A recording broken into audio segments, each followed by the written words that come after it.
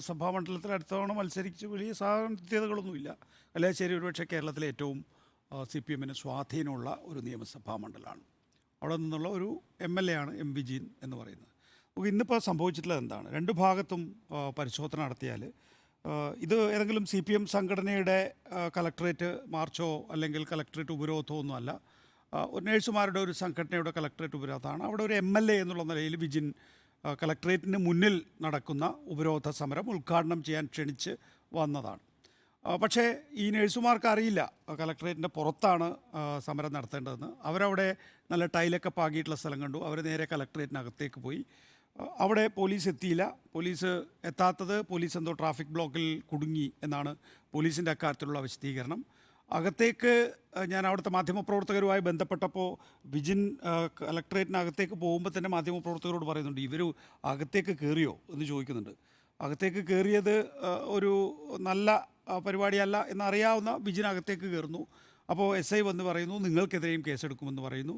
അപ്പോൾ അവിടെ ആ നിലയിൽ തന്നെ ഒരു ചെറിയ നിലയിൽ സംഘർഷം ഉണ്ടാകുന്നു. അങ്ങനെ കേസെടുക്കാൻ വേണ്ടി അവിടെ ഒന്നും തുടങ്ങിയിരുന്നില്ല.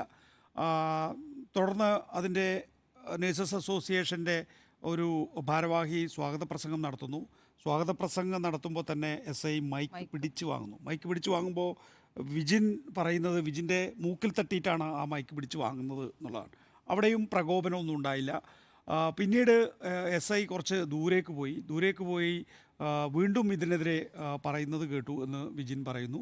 അതിൻ്റെ അടിസ്ഥാനത്തിലാണ് വിജിൻ അവിടെ ഈ രീതിയിലുള്ള വർത്തമാനങ്ങളൊക്കെ പറഞ്ഞിട്ടുള്ളത് എന്നാണ് ഞാൻ മനസ്സിലാക്കുന്നത്. ഏതായാലും ഒരു 10 മിനിറ്റ് നേരത്തെ പരിപാടിയാണ് ആകെ ഉണ്ടായിരുന്നത്. ആ 10 മിനിറ്റ് പരിപാടിയിലാണ് ഈ സംഭവങ്ങളൊക്കെ നടന്നിട്ടുള്ളത്. അക്കാര്യത്തിൽ സുരേഷ് ഗോപി കളിക്കണ്ട എന്നുള്ള പരാമർശങ്ങളൊക്കെ വിജിൻ നടത്തേണ്ടിയിരുന്നു എന്നുള്ളത് ആലോചിക്കേണ്ട കാര്യമാണ്. വിജിനെ പോലെ വളരെ ചെറുപ്പക്കാരനായ ഒരാൾക്ക് കേരളത്തിലെ ഏറ്റവും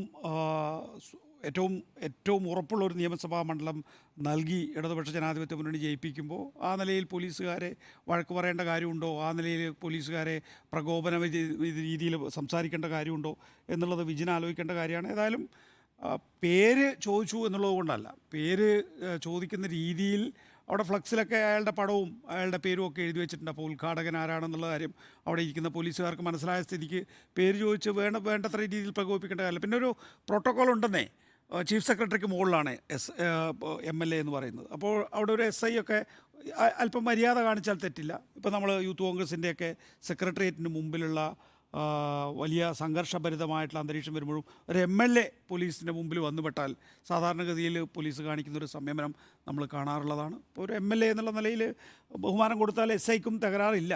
പക്ഷേ എങ്കിൽ പോലും ഒരു വർത്തമാനമൊക്കെ ഉണ്ടാകാതിരിക്കാൻ ശ്രമിക്കേണ്ടത് ജനപ്രതിനിധിയാണ്. കാരണം ജനപ്രതിനിധിയുടെ ഇമേജാണ് ആത്യന്തികമായി അവിടെ അലോസരപ്പെടുക. അത് ഒഴിവാക്കാവുന്നതാണ് എന്നുള്ളതാണ് എൻ്റെ വിലയിരുത്തൽ. പക്ഷേ എങ്കിൽ പോലും ഒരു പോര് പോലീസിനോടോ എന്നുള്ള ചോദ്യത്തിൽ അങ്ങനെ ഒരു പോരൊന്നും ഉണ്ടായിട്ടില്ല. ചില കാര്യങ്ങൾ അങ്ങോട്ടും ഇങ്ങോട്ടും പറഞ്ഞു, അല്പം ഒച്ച കൂടി ചില സുരേഷ് ഗോപി പ്രയോഗങ്ങളുണ്ടായി എന്ന് മാത്രമേ അവിടെ ഒരു പിശക്. ഈ ഒരു സംഭവം മാത്രമായിട്ട് എടുക്കുന്നത്, കൂടുതൽ പറയാനില്ല. എങ്ങനെ? ഈ ഒരു സംഭവം മാത്രമേ പറയാനുള്ളൂ.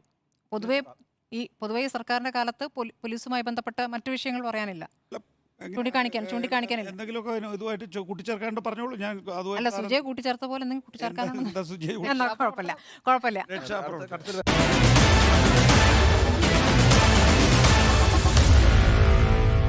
Meet the editors.